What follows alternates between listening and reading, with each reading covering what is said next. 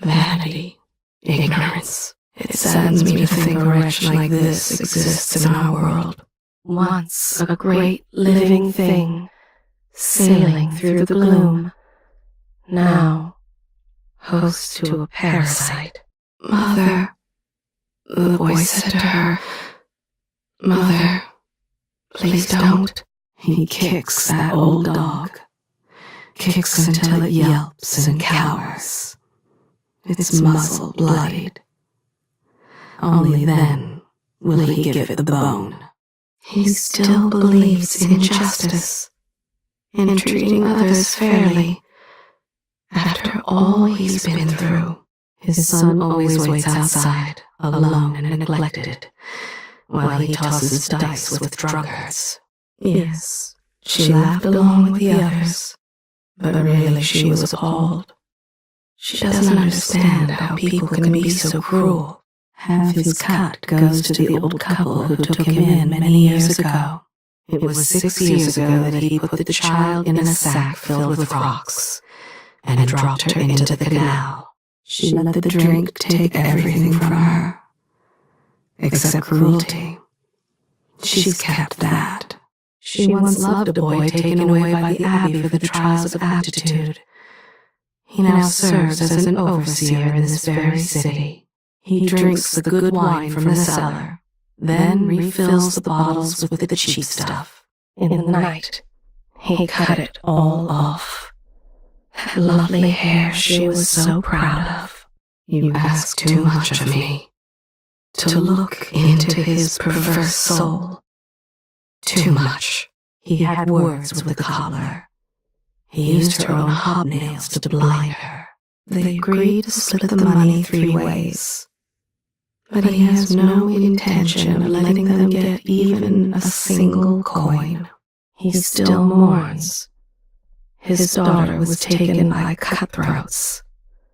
A ransom scheme gone wrong. He lags behind the others, and hears only the orders that suit him. His wife puts their kids to bed before he comes home, so he won't beat them.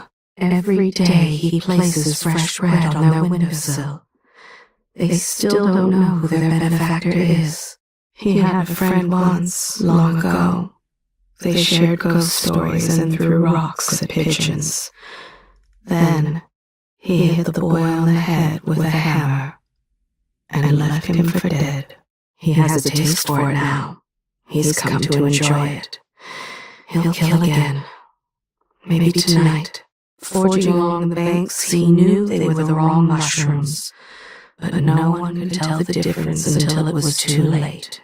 It was he who left the packages at their doorstep.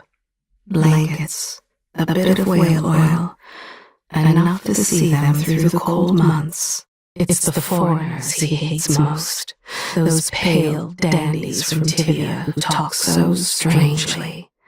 That's who he shadows when he's in the mood for blood. He doesn't talk much.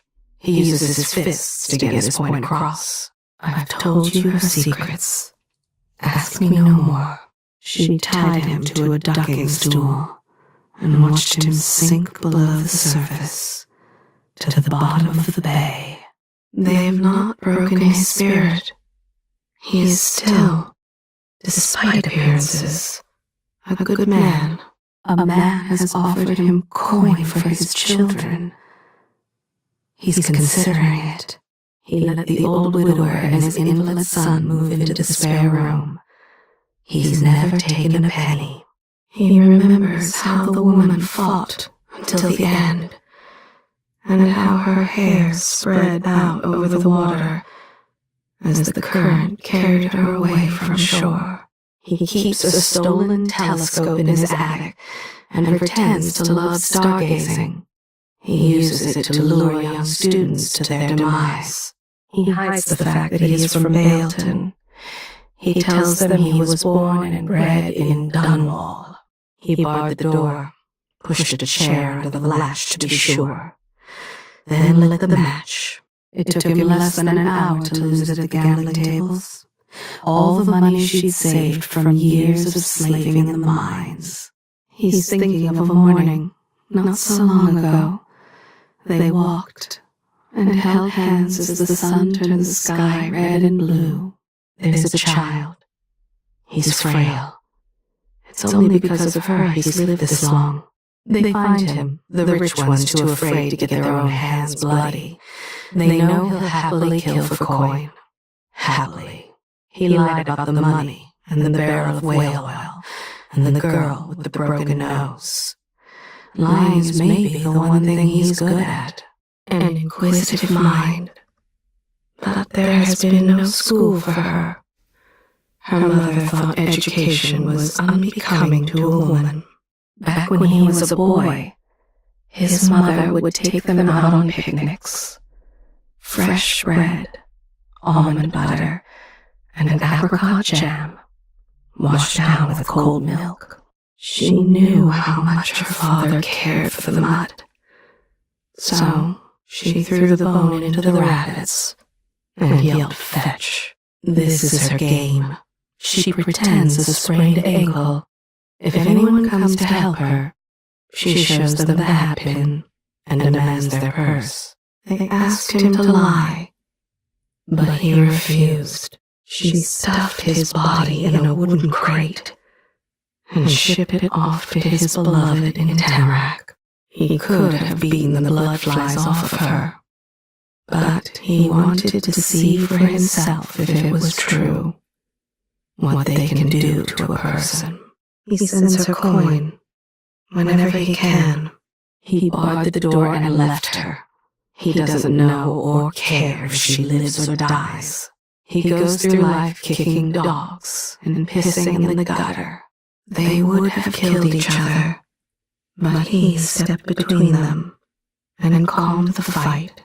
He and his mistress left his wife tied to a tree until she faded. He told the overseers she died of sickness. He disposed of the bodies at Santiago Fisheries, down by the pier.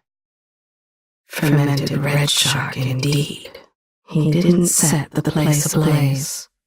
No. His part was to bring the matchbox and oil canisters. A sudden wind snapped the sail. He swam ashore and left the others adrift with the storm bearing down. She tampered with the top stairs and railing. It's only a matter of time before he falls. He stabbed a man's hand with a fork during a fit of rage.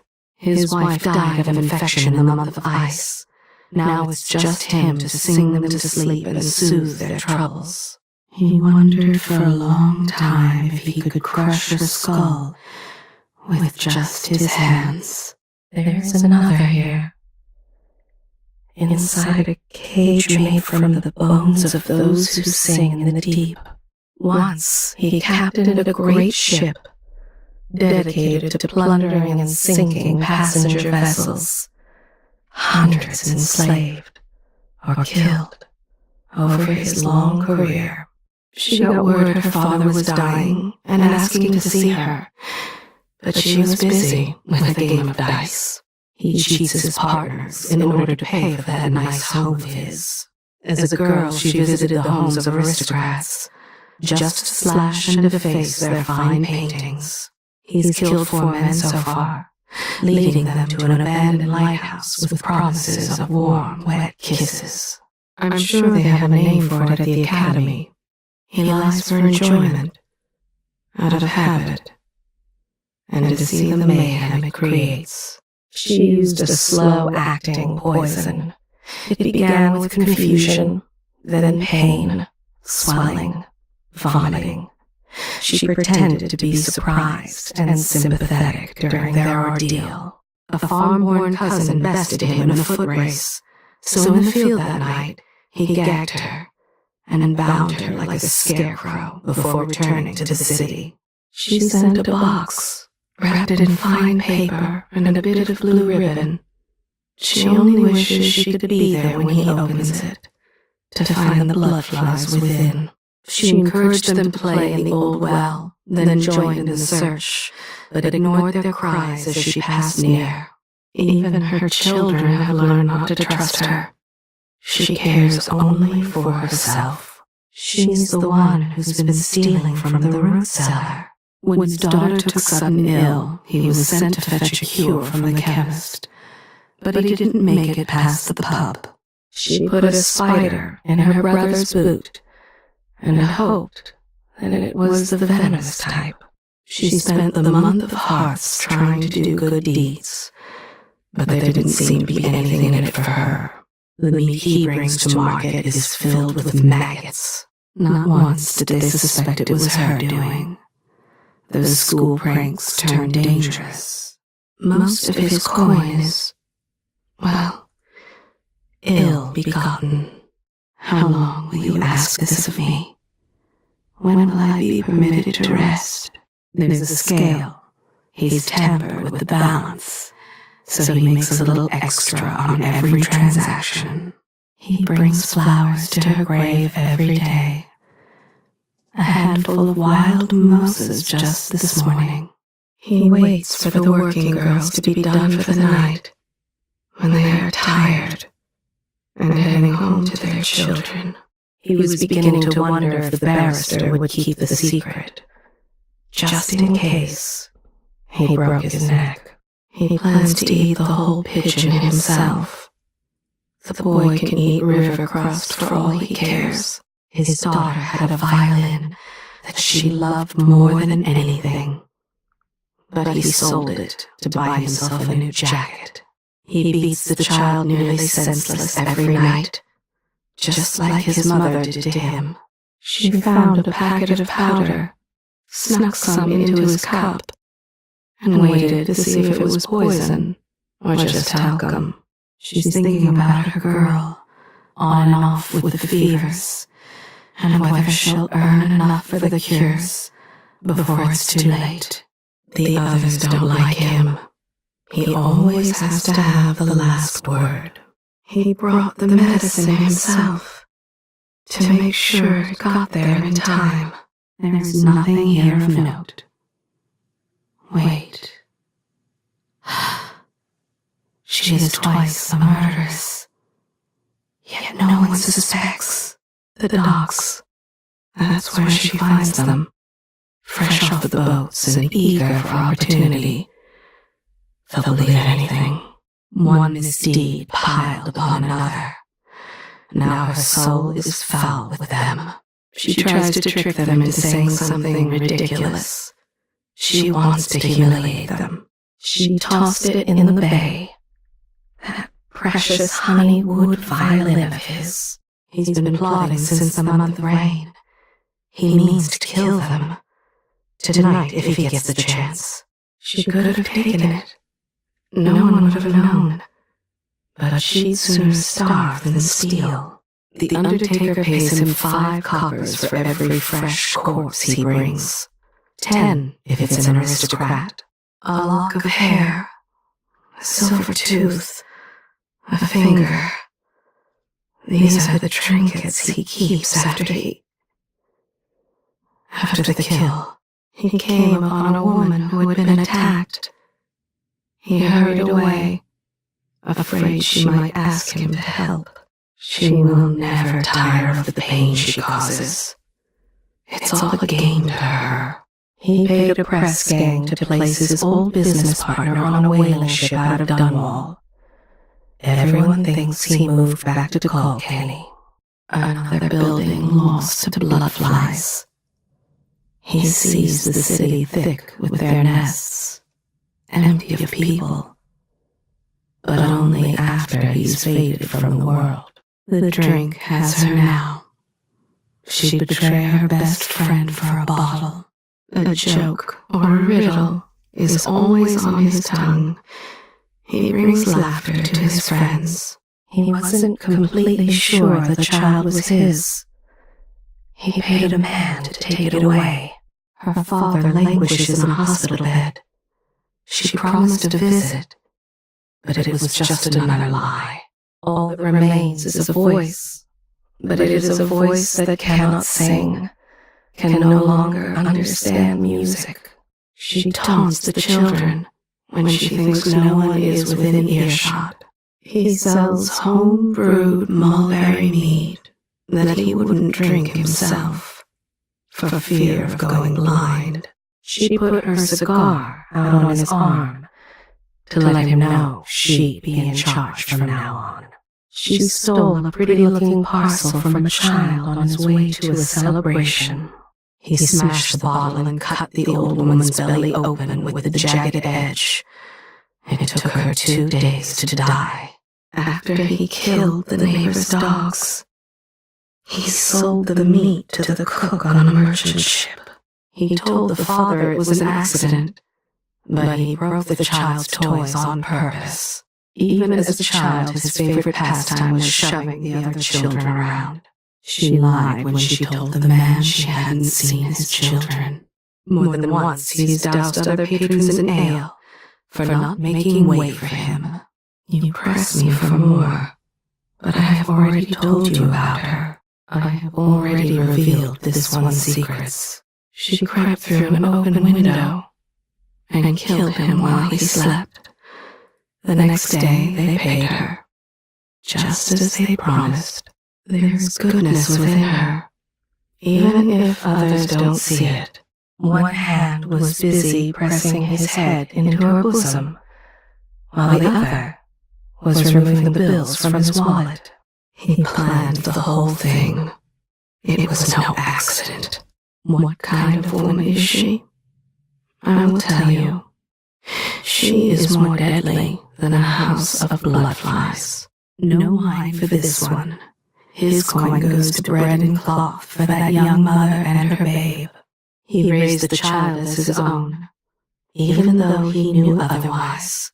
No, I will not repeat myself. The others follow his lead. He's always got some deal going to make an extra coin. It was an overly warm night in the month of Earth when he tore the child from her mother's arms. He is thinking about his parents. They were good to him. He mourns their passing. Empty words. He never intended to fulfill those promises. You wish to know what he's like. He gave his own child to the overseers. She wasn't obedient enough. 3 men are buried in his basement. Before the month is over, there will be a 4th. No, there is no more to tell. No one has noticed. Most of the money goes right into her pockets. None of it was true. Those terrible things he told the judge about the young man. Even as she lay dying, he would not admit to being wrong. It is a rare thing to find a man this honest. The man he struck in the back with that table leg will never walk right again. She pretends to have a bad leg or trouble hearing. It gets her an occasional loaf of bread or whiskey. She vowed to be faithful to him, but that was ages ago, and he was handsomer then. He will never be a rich man, but he is honest, and even, I think, happy. You know all you need to know about them.